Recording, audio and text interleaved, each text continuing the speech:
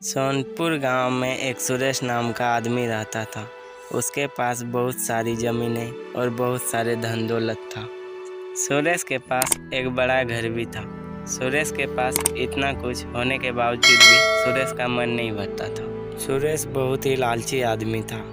इतना होने के बावजूद भी वो सोचता था उसके पास और बहुत धन दौलत आ जाए। इन सुरेश के गांव में एक साधु का आगमन होता है।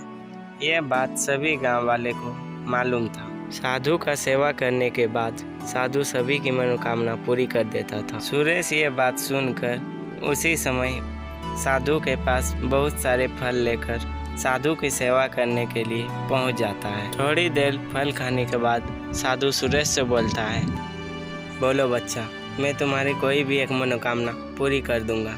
मैं तुम्हारी इस सेवा से बहुत खुश हुआ हूँ। मैं तुम्हारी कोई भी एक मनोकामना पूरी कर दूंगा। साधु जी, मैं बहुत सारा धन दौलत चाहता हूँ। मैं दुनिया का सबसे अमीर आदमी बनना चाहता हूँ। बस मेरी एक ही मनोकामना है। सुरेश की बात सुनकर साधु, बालक, मैंने तुम्हारी पूरी बात सुन ली। ये लो 3 आम। जब भी तुम्हें भूख लगेगा तुम पहले आम लेते हुए उत्तर दिशा की ओर इस आम को खाते हुए जाना। जहाँ आम खत्म हो जाएगी वहीं उस जगह पर जमीन को खोद देना। वहाँ तुम्हें धन मिल जाएगा।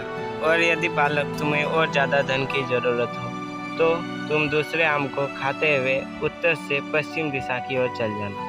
पश्चिम की ओर दूसरे आम को खाते हुए चल जाना। जहाँ तुम्हारा आम खत्म हो जाए वहाँ पर खोदना, वहाँ तुम्हें धन मिल जाएगा। परंतु बालक, तुम ये तीसरे आम को खाने की बिल्कुल भूल मत करना। साधु की सारी बात सुनकर सुरेश तीनों आमों को लेकर अपना घर चल जाता है। इसके ठीक अगले दिन सुरेश एक आम को लेकर चल देता है। जैसे ही वह नदी किनारे पहुंचता है एक आम को पूरा खा लेता है। जैसे ही वह जमीन को खोदता है उसे बहुत सारे धन दौलत मिलते हैं। लेकिन सुरेश का धन दौलत देखकर लालच में मन नहीं भरता है। वह सारे खजाने को छुपाकर दूसरे आम को लेकर पश्चिम दिशा की ओर चल देते हैं। जैसे ही वह एक बड़े से पेड़ के पास पहुंचते हैं, उस बड़े पेड़ के पास पहुंचकर सुरेश दूसरा आम को पूरा खा लेता है। फिर जमीन को खोदता है। वहां जमीन खोदने पर उन्हें बहुत सारे हीरे और जवाहरात मिलते हैं। ये सब सारे धन दौलत को देखकर सुरेश बहुत खुश हो जाता है। सुरेश इतना सब कुछ पाकर यह सोचता है कि उसने दोनों आम को पूरा इस्तेमाल कर लिया है, लेकिन साधु जी ने तीसरे आम का इस्तेमाल करने से मना किया है। सुरेश सोचता है तीसरे आम का इस्तेमाल करने से जरूर कुछ अनोखा प्राप्त हो। सुरेश को अंदर की लालच उसे तीसरे आम का इस्तेमाल करने के लिए बोलता है। सुरेश बिल्कुल ऐसा ही करता है और वह तीसरे आम को खाते हुए आगे बढ़ जाता है। सुरेश जैसे ही तीसरे आम को पूरा खा लेता है वह एक बड़ा सा गुफा के पास पहुंचता है।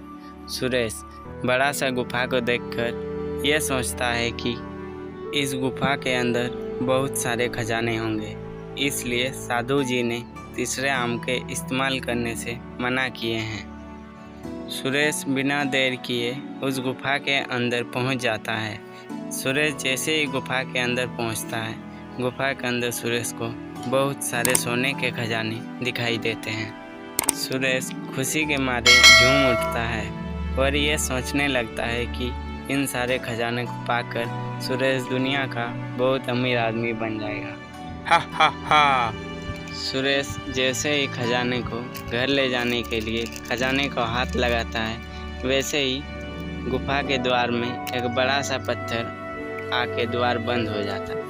पत्थर लग जाने से गुफा का द्वार हमेशा के लिए बंद हो जाता है और सुरेश गुफा में हमेशा के लिए कैद हो जाता है। इसलिए कहते हैं अत्यधिक लालच अपने विनाश का कारण बनता है।